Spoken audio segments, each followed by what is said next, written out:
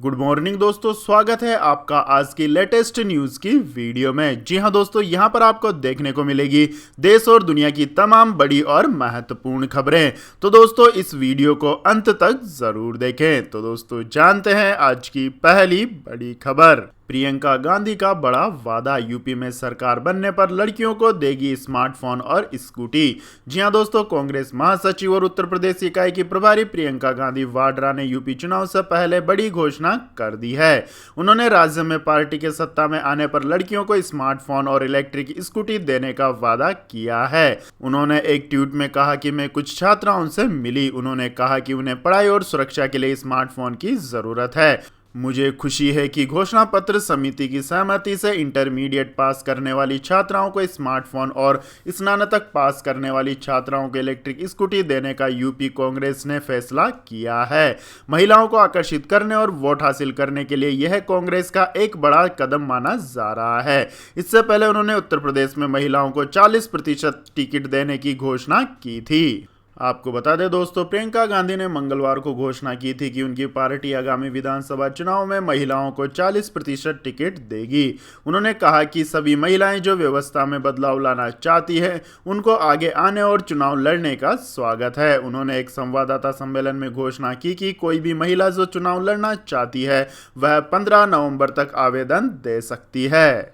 इसके बाद दोस्तों जान लेते हैं अगली खबर। सिंधु बॉर्डर पर एक और शख्स पर जानलेवा हमला, निहंगों ने तोड़ दिया पैर। जी हां दोस्तों, किसान आंदोलन का सबसे बड़ा केंद्र रहा सिंधु बॉर्डर अब हिंसक घटनाओं की वजह से सुर्खियों में चल रहा है। लखबीर सिंह की हत्या के बाद अब मनोज पासवान नाम के शख्स पर जानलेवा हमला हुआ है। हमले में निहंगों द्वारा उसके पैर को तोड़ दिया गया है। बताया गया है कि मनोज अपने वाहन के जरिए मुर्गियों को लेकर जा रहा था, लेकिन तभी निहंगों ने उसे रोक लिया और मुफ्त में मुर्गी की मांग कर दी। लेकिन जब मनोज ने देने से इनकार कर दिया तब निहंगों ने जानलेवा हमला किया। उसके पैर को ही तोड़ दिया गया। इस घटना के बाद पुलिस ने एक निहंग को हिरासत में ले लिया है। इसके बाद दोस्तों जानते हैं अगली बड़ी खबर। समाजवादी नेता शिवपाल यादव ने किया बड़ा ऐलान, सरकार बनने पर हर परिवार में एक नौकरी का बनेगा कानून। जी हां दोस्तों, प्रगतिशील समाजवादी पार्टी लोहिया के अध्यक्ष शिवपाल सिंह यादव ने गुरुवार को कहा कि उत्तर प्रदेश के आगामी विधानसभा चुनाव में अगर पार्टी की सरकार बनी तो एक कानून बनाकर हर परिवार के एक सदस्य को सरकारी नौकरी दी जाएगी। अपनी सामाजिक परिवर्तन यात्रा के तहत कौशाम्बी के दौरे पर शिवपाल ने मंजनपुर तहसील के कोडर गांव में आयोजित जनसभा में कहा कि हमारी पार्टी की सरकार बनी तो हम प्रत्येक परिवार के एक सदस्य को कानून बनाकर सरकारी नौकरी देंगे। इसके अलावा हर परिवार को 300 यूनिट बिजली मुफ्त दी जाएगी और ग्रेजुएट बेरोजगारों को सेल्फ एम्प्लॉयमेंट खड़ा करने के लिए 5 लाख रुपए दिए जाएंगे। इसके बाद दोस्तों जान लेते हैं अगली खबर। किसानों को 10वीं किस्त में 2,000 की जगह मिल सकते हैं 4,000 रुपए।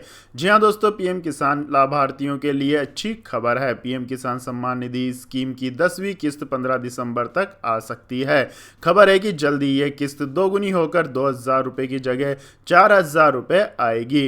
हालांकि इस पर अभी मोदी सरकार ने फैसला नहीं लिया है, लेकिन दिसंबर में आपके खाते में 4,000 रुपए आ सकते हैं। इसके लिए आपको इसी महीने रजिस्ट्रेशन करा लेना होगा। जी हां, अगर आपने अब तक पीएम किसान सम्मान निधि योजना की लिस्ट में अपना नाम दर्ज नहीं कराया है तो आपके पास 31 अक्टूबर तक का समय है। पीएम किसान के तहत यदि कोई किसान 31 अक्टूबर से पहले अपना रजिस्ट्रेशन कराते हैं तो उन्हें 4,000 रुपए मिल जाएंगे। आपको बता दें कि उन्हें लगातार 2 किस्तें मिलेंगी। यदि आपका आवेदन स्वीकार कर लिया जाता है तो नवंबर में आपको 2,000 रुपए मिलेंगे और इसके बाद दिसंबर में भी 2,000 रुपए की किस्त आपके बैंक अकाउंट में आएगी। इसके बाद दोस्तों जान लेते हैं अगली खबर। बंगाल में बीजेपी को पटखनी देने के बाद अब त्रिपुरा में टीएमसी की बड़ी तैयारी। जी हां दोस्तों, पश्चिम बंगाल विधानसभा चुनाव में प्रचंड जीत हासिल करने के बाद अब तृणमूल कांग्रेस के हौसले बढ़े हुए हैं। पार्टी अपनी राष्ट्रीय उपस्थिति दर्ज कराने के सभी प्रयासों में लगी हुई है। अब त्रिपुरा के निकाय चुनाव में भी अपनी मजबूत उपस्थिति दर्ज कराने के लिए पार्टी लोगों तक पहुंचने का बड़ा अभियान चलाने वाली है। महत्वपूर्ण यह है कि पार्टी लोगों के बीच बीच अपनी पकड़ मजबूत बनाने का यह कार्यक्रम विधानसभा चुनाव से करीब 1.5 वर्ष पहले कर रही है। माना जा रहा है कि स्थानीय चुनाव के जरिए पार्टी का मुख्य निशाना विधानसभा चुनाव पर है। त्रिपुरा में बीजेपी ने 2018 में लंबे समय से चले आ रहे लेफ्ट के शासन का अंत कर दिया था।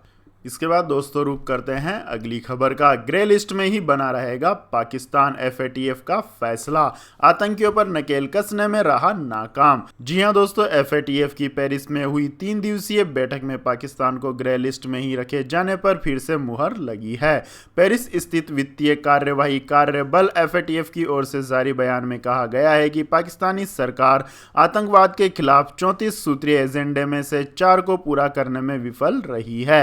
FATF का अगला सत्र अप्रैल 2022 में होने वाला है। माना जा रहा है कि तब तक पाकिस्तान FATF की ग्रे लिस्ट में बना रहेगा।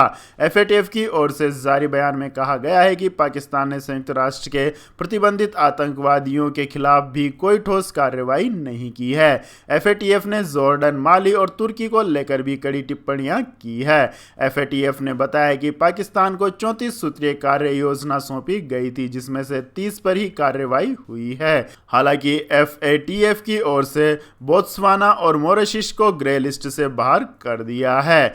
FATF का कहना है कि इन देशों ने आतंकी फंडिंग को रोकने के लिए बड़ी कार्रवाई की है। इसके बाद दोस्तों जान लेते हैं अगली खबर। हिंदुओं पर हमले गंभीर और परेशान करने वाले, बांग्लादेशी PM से US आयोग ने की एक्शन लेने की गुजारिश।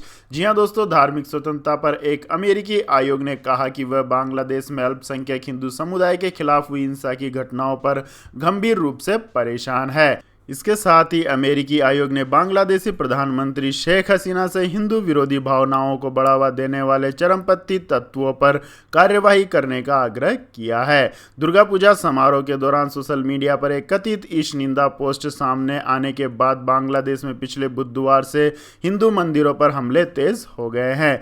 पिछले रविवार की देर रात भीड़ ने बांग्लादेश में 66 घरों को क्षतिग्रस्त कर दिया और हिंदुओं के कम से कम 20 घरों में आग लगा दी थी।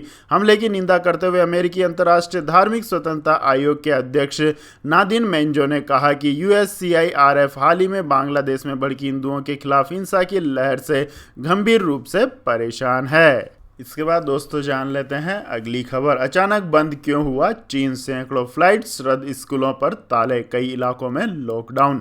जी हां दोस्तों, उत्तरी चीन के कई शहरों और प्रांतों में अचानक से सैकड़ों उड़ानें रद्द कर दी गई हैं। स्कूलों पर ताले लगा दिए गए हैं। गुरुवार को पर्यटकों के एक समूह पर कोविड-19 के केस फैलाने के संदेह के बाद यह आदेश दिया गया है। सरकार ने बड़े पैमाने पर टेस्टिंग करने का फरमान भी जारी किया है। राजधानी बीजिंग से जीरो कोविड नीति के तहत सीमाओं को बंद कर दिया और कुछ इलाकों में लॉकडाउन लगाया गया है। वैसे चीन में स्थानीय संक्रमण की केस को लगभग दबा दिया गया था, लेकिन देश के उत्तरी और उत्तर पश्चिमी क्षेत्रों में केस लगातार बढ़ रहे हैं। ये नए संक्रमण के मामले का लिंक एक बुजुर्ग दंपत्ति से जुड़ा है जो एक पर्यटकों के समूह का हिस्सा थे। वह संगाई शियान, गाओशू प्रांत और इनर मंगोलिया की यात्रा पर थे। उनकी यात्रा में कई इलाकों से संक्रमण के केस सामने आ रहे हैं। वह करीब 5 प्रांतों और रीजन में कई लोगों के संपर्क में आए थे। इसमें राजधानी बीजिंग भी शामिल है। इसके बाद दोस्तों रुक करते हैं अगली खबर का। अब एक कॉल पर घर पहुंचेगा 20,000 रुपए तक का कैश, SBI दे रहा है जबरदस्त सुविधा।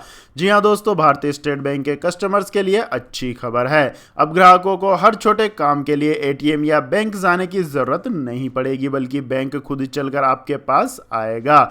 जी हां, SBI ने सर्विस को डोर स्टेप बैंकिंग नाम दिया है। हालांकि इसकी कुछ शर्तें भी है जिसके तहत यह पैसा देके जाता है। SBI के आधिकारिक वेबसाइट के मुताबिक डोर स्टेप बैंकिंग सुविधा के लिए आपको पहले अपनी होम ब्रांच में रजिस्ट्रेशन करवाना होगा। ये कुछ ही मिनटों का प्रोसेस होता है जो सिर्फ एक बार करना होता है।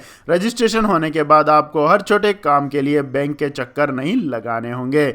आप घर बैठे बैठे ही अपने अकाउंट से 20,000 रुपए तक जमा करने या निकालने का काम कर सकते हैं। यानी सिर्फ एक कॉल पर बैंक खुद चलकर आपके दरवाजे पर आएगा। इतना ही नहीं, डोर स्टेप बैंकिंग में कस्टमर्स को chequebook, life certificate, demand draft मंगवाने या जमा करने जैसी सुविधाएं भी मिलती है। इसके बाद दोस्तों जान लेते हैं आज के मौसम अपडेट्स। तो दोस्तों, केरल और उत्तराखंड में अब तक 96 लोगों की मौत, फिर बन रहा है पश्चिमी विक्षोभ। मौसम विभाग ने जारी किया भारी बारिश का अलर्ट। जी हां दोस्तों, देश के कई हिस्सों में भारी बारिश से हालात खराब हो गए हैं। उत्तराखंड में वर्षा जनहित हादसों में अब तक 54 लोगों की मौत हो चुकी है, जबकि 19 घायल और कई लोग अभी भी लापता बताए जा रहे हैं।